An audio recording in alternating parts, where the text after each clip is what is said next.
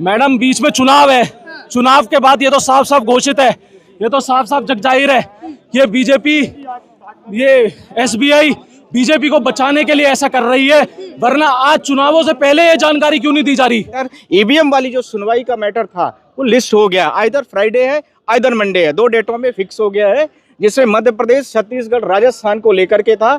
उसमें ईवीएम सारी रिकॉल की जाएंगी, वीवीपैट रिकॉल किए जाएंगे, फिर से रिकाउंटिंग के लिए ऑर्डर है। ये सारी चीजों को लेकर के कोर्ट ने कल ही इस चीज से हमारे मैटर को सुनवाई के लिए तैयार। सर, आज ये प्रोटेस्ट हो रहा है, ये यूथ कांग्रेस के कार्यकर्ता भी सड़कों पर उतर गए हैं, आप भी शामिल होने आए हैं साथ में? देखिए, मैं तो सुप्रीम कोर्ट में पूरा लीड करता हूँ और यहाँ भी इनके साथ में कुछ भी लीगल इश्यूज आते हैं, this case is already filed by the him. और मैं आपके माध्यम से बोलना चाहता हूँ कि स्टेट बैंक ऑफ इंडिया ने परसों एप्लीकेशन मूव किया है, सॉरी कल, कि हमें टाइम एक्सटेंड किया जाए, क्योंकि ऑनरेबल सीजीआई का जो 5 बेंचों का जजमेंट आया था फुल सपोर्ट के साथ में, विदाउट एनी किसी ऑब्जेक्शंस के, तो 5 बेंचों ने उसमें जो जजमेंट दिया था कि स्टेट बैंक ऑफ इंडिया को विद इन लिमिट्स में जितने लोगों ने अभी तक इलेक्टोरल बॉन्ड में कितनी फंडिंग की है, किस पार्टी ने मतलब किस बिजनेसमैन ने कितना दिया है, किस व्यक्ति ने कितना दिया है, वो संबंधित सिर्फ और सिर्फ स्टेट बैंक के माध्यम से ही प्रोसेस किया गया था। उसको लेकर के ये चाहते हैं कि अब इस टाइम को बढ़ा दिया जाए। स्टेट बैंक ऑफ इंडिया के लिए मस्ट किया गया था, कोर्ट ने मस्ट किया था कि आप सारे डेटा जितने भी हैं उन सारे डेटास को आप इलेक्शन कमीशन की साइट पर अपलोड करिए, but this is not uploaded by the state bank of India. ये दूसरा इसका पक्ष यह भी ज़रूरी है कि यह पूरा का पूरा डेटा सिर्फ और सिर्फ स्टेट बैंक ऑफ इंडिया के थ्रू ही इलेक्टोरल बॉन्ड का प्रोसेस किया गया था, पर ऐसा अभी दिखता हुआ नहीं प्रतीत हो रहा है। अभी किसी ने बोला है कि चंदा मामा की एक बड़ी अच्छी पोएम किसी ने लगाया है, तो मैंने ये बोला है, उसको ट्वीट करके भी मैंने जानकारी दिया है कि आप लोग चिंता न मत करिए, इसी चुनाव में 2024 का जो चुनाव होगा लोकसभा का, उसके पहले ही इलेक्टोरल बॉन्ड्स का जितना डेटा है वो data state bank of India को मैंडेट किया जाएगा। हम सारे लोग उसमें उनकी मेंशनिंग में अपोजिंग भी कर दिए हैं, और उसके साथ में यह साबित हो गया है कि स्टेट बैंक ऑफ इंडिया इस समय पर करंट रूलिंग पार्टी को बचाने के लिए उनकी छवि खराब होगी, या उन्होंने बहुत बड़े लेवल पर जो फंडिंग लिया है, जो अडानी और अंबानी जैसे बड़े लोगों का, या जो भी है XYZ जितने भी डेटास के लोगों के नेम हैं, वो सिर्फ स्टेट बैंक ऑफ इंडिया, दूसरा भारत सरकार के पास है। इसके अलावा किसी तीसरे व्यक्ति के पास भी वो डेटा नहीं अवेलेबल है। यहाँ तक है एसबीआई और मोदी सरकार में इस समय पर भारत सरकार जो है स्टेट बैंक ऑफ इंडिया के माध्यम से यह अपना एप्लीकेशन मूव कराई है, जिस एप्लीकेशन में स्पष्ट होता है कि बीजेपी चाहती है कि 2024 का जो चुनाव है वो हमारी इमेज न खराब हो जनता के सामने, उसको कहीं ना कहीं उसको घुमाना चाहती है, उसको लोगों को गुमराह करना है। स्टेट बैंक ऑफ इंडिया के द्वारा उन्होंने प्रोसेस को आगे बढ़ाने के लिए लिंगर ऑन करने के लिए किया है, पर ऐसा नहीं होने दिया जाएगा। आप लोग जल्दी ही सुनवाई देखेंगे। आप बोल रहे हैं आपने कार्रवाई शुरू कर दिया, आपने क्या कार्रवाई शुरू की? यार पिटीशन मेरी, आपको पता नहीं, आप क्या बोलते रहते हो, आप पहले समझ तो लिया करो बातों को। मैं ये कहना, एसबीआई ने कल पिटीशन जारी की है, तो आपने अब उसके लिए क्या किया है? हम लोग जैसे उनका मेंशनिंग जो आ रहा है फॉर्मेट में, ये सारी फॉर्मेट का हम लोग उसका अपोज कर रहे हैं कि ये क्यों किया जा रहा है, ये स्टेट बैंक ऑफ इंडिया क्यों करना चाहती है।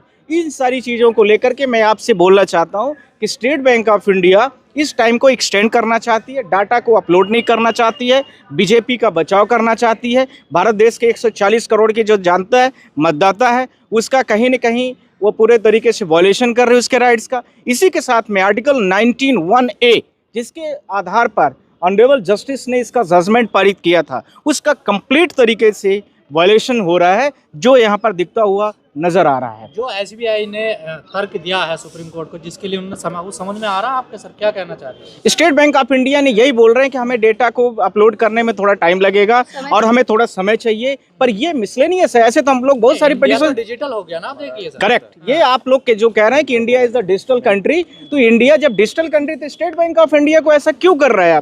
आप सारे लोग जानते हैं कि स्टेट बैंक का जो चेयरमैन होता है वो पर्टिकुलर रूलिंग पार्टीज के, उनका भी समय बढ़ाने की बात हो रही है, देखिए किस चीज का, स्टेट बैंक का, हाँ करेक्ट। तो ये सारी चीजें, ये फैक्ट है, आप लोग जनता के माध्यम से जनता तक पहुंचाने की कोशिश करिए।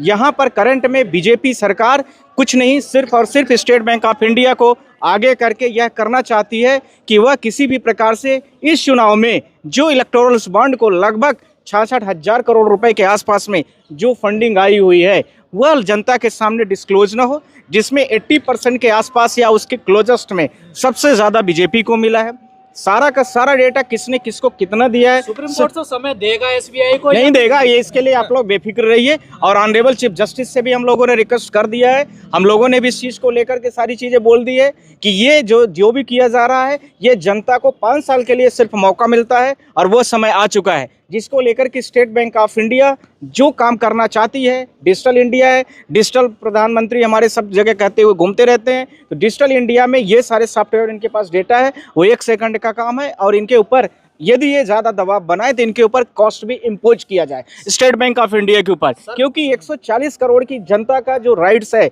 जो मताधिकार है, आर्टिकल 19(1)(a) का जो वायलेशन हो रहा है, इन सारी चीज़ें नहीं होनी चाहिए। यह पूरी तरीके से बीजेपी इस समय पर स्टेट बैंक ऑफ इंडिया को सेकंड बीजेपी बना करके काम करना चाहती है और चुनाव में बेनिफिट लेना चाहती है। लगभग मुझे उम्मीद है कि अप्रैल से चुनाव की आचार संहिताएं और चुनाव चालू हो जाएंगे। उसके पहले जनता को डिसाइड करने का पूरा पावर है कि कौन से व्यक्ति ने कितनी फंडिंग ली है, कौन सा फंडिंग, कितना पैसा किसके पास आया है, किस पार्टी को किसने कितना दिया है। सरकार ने जो पूरी सरकार की संपत्ति, देश की संपत्ति पूरी बेची है, उसी संबंधित व्यक्तियों से बेची है या किसी और को, तो आर्टिकल 19(1)(a) का ये पूरा कंप्लीट वायलेशन है, जिसमें पूरे भारत देश की जनता के पास ये राइट्स और पावर बनता है कि वो उसको यह जानने का हक है कि भारत देश में प्रत्येक व्यक्ति किस पार्टी को कितना चंदा मिला है, किसको कितना फंडिंग दी जा रही है, कौन से व्यक्ति कितना चुनाव में फंड कर रहा है। ये सारी चीजों को नॉलेज में लेने की आवश्यकता है। लग रहा कोर्ट का यहाँ मजाक बनाया जा रहा है। कल को डाटा रिलीज करना है बैंक को, और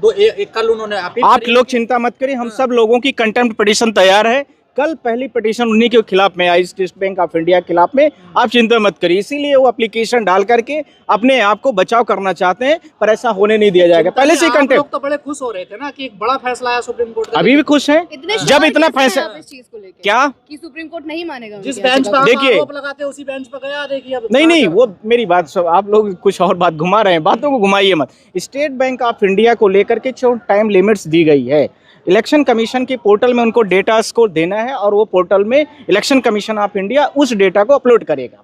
ध्यान रखने की जरूरत है, इसमें इलेक्शन कमीशन ऑफ इंडिया ने भी इलेक्टर बोर्ड जो बॉन्ड है हमारा, उसने भी गलत ठहराया है, आरबीआई ने भी गलत ठहराया है, इसके साथ में जो विपक्षी पार्टियां उन्होंने भी ठहराया है, सुप्रीम कोर्ट ऑफ इंडिया ने भी ठहरा दिया है। तो जब हम इन चीज़ों को लेकर के हम लोगों ने कंटेम्प्ट पिटीशन जैसे ही फाइल हो रही है, इन सारी चीज़ों को लेकर के स्टेट बैंक ऑफ इंडिया ने अपना एक एप्लीकेशन लेकर के पहुंच गए स्टेट बैंक ऑफ इंडिया के मतलब कोर्ट में, सुप्रीम कोर्ट में। अब वो चाहता है कि हमारा टाइम एक्सटेंड कर दिया जाए, वो नहीं होने दिया जाएगा। आप लोग इसके लिए बेफिक्र रहिए। दूसरा जस्ट वेट, दूसरा आप लोगों के माध्यम से मैं पूरे भारत देश की जनता को बोलना चाह रहा हूँ, ऑनरेबल जस्टिस खन्ना की बेंच में फ्राइडे को मैटर, ईवीएम वाली जो सुनवाई का मैटर था वो लिस्ट हो गया। आइदर फ्राइडे है आइदर मंडे है, 2 डेटों में फिक्स हो गया है, जिसमें मध्य प्रदेश, छत्तीसगढ़, राजस्थान को लेकर के था। उसमें ईवीएम सारी रिकॉल की जाएंगी, वीवीपैट रिकॉल किए जाएंगे, फिर से रिकाउंटिंग के लिए ऑर्डर है। ये सारी चीज़ों को लेकर के कोर्ट ने कल ही इस चीज़ से हमारे मैटर को सुनवाई के लिए तैयार हो गया है। मैटर फ्राइडे को यदि उसमें स्पेस रहेगा तो आइदर फ्राइडे आइदर मंडे। मैं पूरे भारत देश की जनता से यह बोलना चाह रहा हूँ कि ये दूसरी पिटीशन जो इलेक्शन कमीशन को लेकर के थी वह भी आ गई है। चलिए अब आप बोलिए। क्या सर सुप्रीम कोर्ट पूछेगा एसबीआई से कि 3 हफ्तों का जो टाइम दिया उसमें कुछ काम किया आप लोगों ने? करेक्ट, ये बात हम लोगों ने पूछा है कि आप लोगों ने, डिजिटल इंडिया है, डिजिटल भारत है, डिजिटल वर्ल्ड है, 2-4%, 10%, करेक्ट, आपने कितना कलेक्शन किया है? क्योंकि मेजर जो इसमें अमाउंट इलेक्टोरल बॉन्ड्स को किया है उनमें से कुछ लिमिटेड लोग हैं, आप लोग जानते ही है। हाँ, तो उन सारे 22,000 के आसपास है, तो उनको अपलोड करने में आपको कितना टाइम लगेगा? मुश्किल से कुछ सबके हैं वो, तो वही तो मैं कहना चाहता हूँ। दूसरा, इसके साथ में सबके आधार कार्ड होते हैं, आप लोग सारे लोग जानते हैं, आधार कार्ड से सबके अकाउंट लिंक है। आज तो आप माने ना माने, उनके पास पूरे डेटा है, पूरे भारत सरकार के डेटाज हैं। तो इसके आधार पर ये स्टेट बैंक ऑफ इंडिया ने जो भी करने की कोशिश कर रहा है वो उसमें सफल नहीं होगा। मैं आपके माध्यम से ये बोलना चाहता हूँ, पूरे देश के माध्यम से बोलना चाह रहा हूँ, 140 करोड़ की जनता जो है इस बार 2024 का चुनाव होगा, फ्री और फेयर इलेक्शंस में उसका कंट्रीब्यूशन उसको पता होगा कि हम जिसको वोट दे रहे हैं वह पर्टिकुलर वोट उस व्यक्ति को जा रहा है कि नहीं, इसका भी होगा प्रमाणित। दूसरा, कौन से व्यक्ति ने, किस राजनेता ने, किस बड़े बिजनेसमैन ने किस पार्टी को कितना फंड दिया है, इसका भी स्पष्टीकरण जो आपके सामने है वो 30 जून न जा करके जो अभी वो टाइम बाउंडेशन है उसके अंदर में ही टाइम में पोस्टर्स पे ऐसे नारे लिखे हैं बीजेपी एसबीआई साथ साथ, ये क्या दर्शाने की कोशिश कर रहे हैं? ये बिल्कुल साथ साथ है बीजेपी और एसबीआई, क्यों नहीं है साथ? तुम ये जानकारी चुनाव के बाद क्यों डिक्लेयर करना चाह रहे हो लोगों को? ऐसा क्यों कर रहे हैं? ऐसा क्या मंशा है आप लोगों की? थोड़ा समय ही तो मांग रहे हैं एसबीआई। मैडम बीच में चुनाव है, चुनाव के बाद ये तो साफ साफ घोषित है, ये तो साफ साफ जग जाहिर है कि ये बीजेपी, ये एसबीआई बीजेपी को बचाने के लिए ऐसा कर रही है, वरना आज चुनावों से पहले ये जानकारी क्यों नहीं दी जा रही लोगों आप को? सड़कों पर क्यों उतरे? यूथ कांग्रेस के कार्यकर्ता उतर गए, आप बैरिकेडिंग पर भी चढ़े हुए थे। बिल्कुल चढ़ेंगे, बिल्कुल चढ़ेंगे मैडम। और बीजेपी की इन गलत नीतियों का ये जो प्रेशर बनाते हैं बड़े बड़े जो देश के संसाधनों पे, ये देश के जो बैंक्स हैं, सीबीआई, ईडीआई, जो इनके ऊपर प्रेशर बनाते हैं, इनका विरोध भी हम करेंगे सड़कों पे उतर के। मतलब ऐसे ही उतरते रहेंगे, अब आगे कहाँ जाने की कोशिश कर रहे हैं? हम तो घेराव कर रहे हैं मैडम। नियमों का पालन करके सारी बातें हो रही है, कहाँ रखा जा रहा है बताइए? अपनी आवाज उठाना क्या, अपनी आवाज उठा नहीं सकता? ये हमें संविधान हमारा अधिकार दे रहा है। धारा 144 देखिए हम कहाँ पे हैं, आप ये देखिए है कहाँ हम लोग।